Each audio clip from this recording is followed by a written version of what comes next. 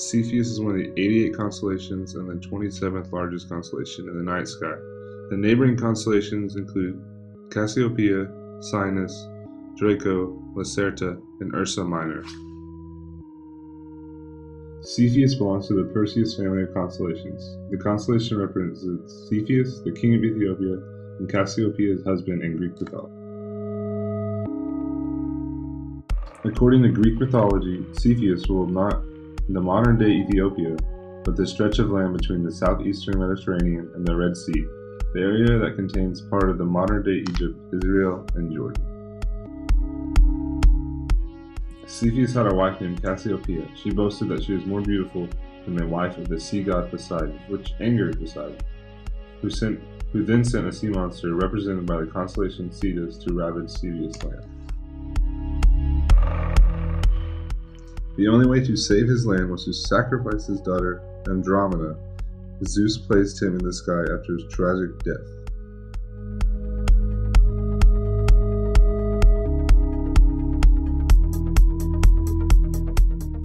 The stars in the constellation of Cepheus have a wide range of information to bring to the scientific community.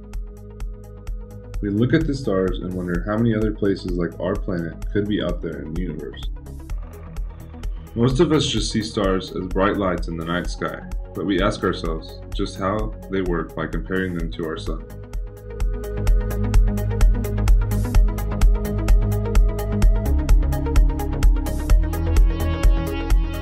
The main stars that make up the constellation Cepheus are Aldebaran, Alpharic, Erie, Delta Cephi, Eta Cephi, Iota Cephi, Theta Cephi, Zeta Cephi, Epsilon Cephi, and the Garnet Star.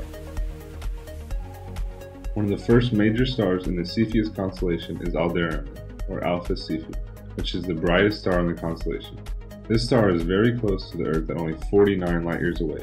Its name comes from the Arabic phrase Al-Dara al-Yaman, meaning the right arm. Aldebaran is mostly visible in the northern hemisphere and is evolving into a subgiant.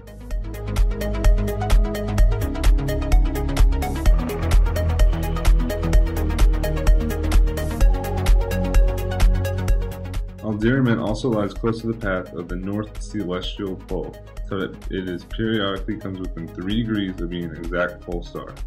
A status it last held in about 18,000 BC and will hold again about 5,500 years.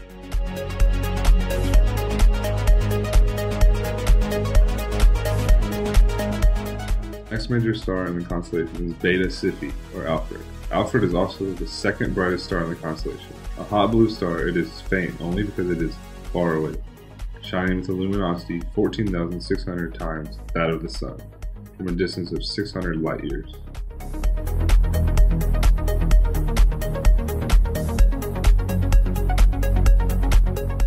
Next star in the constellation is Erie, or Gamma Cephi. Erie comes from the Arabic and means the shepherd. At a distance of 45 light years, Gamma Cephi, it is bright evolving subgiant and has a radius of 4.8 times that of the Sun. In September of 2002, a team of astronomers confirmed that a planet orbits Gamma Cephi. Its orbital distance from the star is equivalent of the distance from Earth and Mars.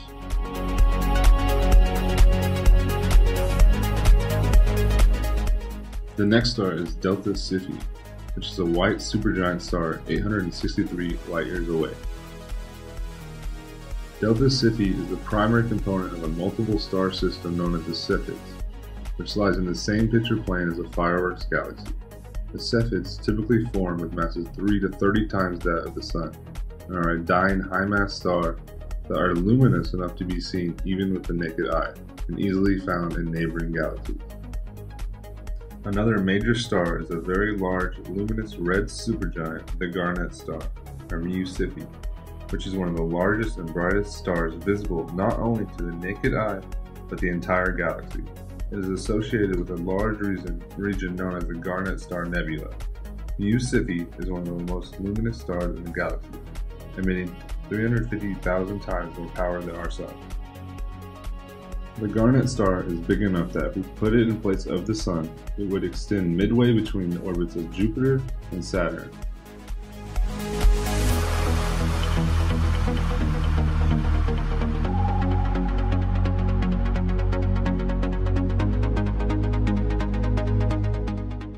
These stars are just a few of many stars that are a part of the constellation of Cepheus. The stars in our galaxy all have different stories to tell about how they were made and how they function.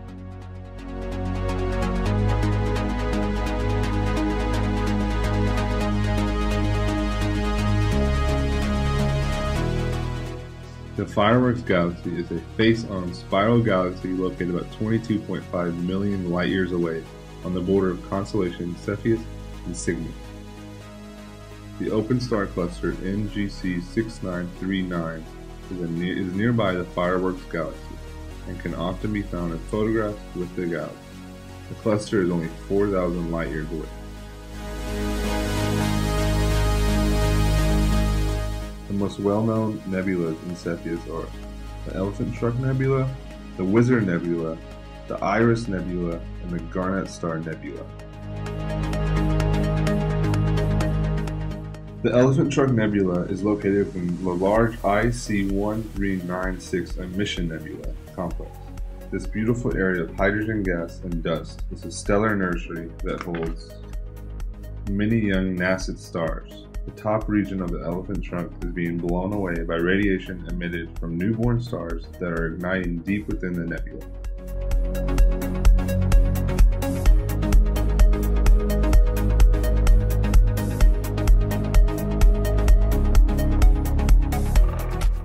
The Wizard Nebula is in association with NGC 7380, which is an open star cluster embedded in the Wizard Nebula, which is about 110 light-years in size. It was discovered by Caroline Herschel in 1787.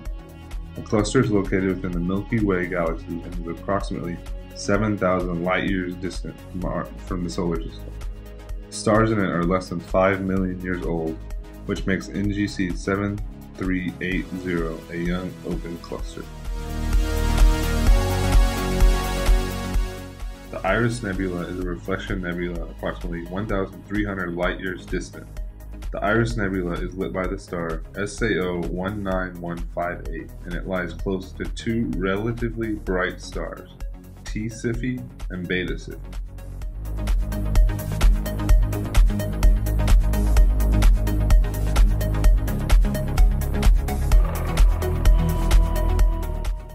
As mentioned previously, the Garnet Star Nebula is a large dusty emission nebula ionized by the brightest blue star at the center.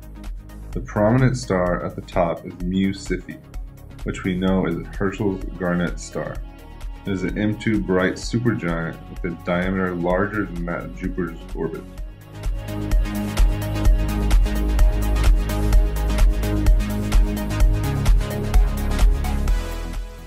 As far as the open clusters are concerned, Cepheus has a rather old one. NGC 188 is actually the most ancient open cluster known. There are about 130 stars in this cluster.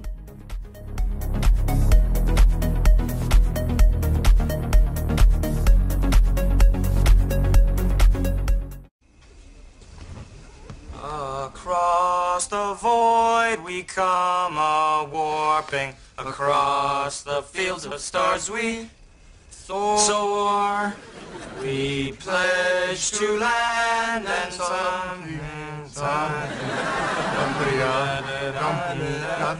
spaceship, and when at last our mission's finished, in duty homeward shall we fly. Our glory cannot be diminished, back to the heavens in our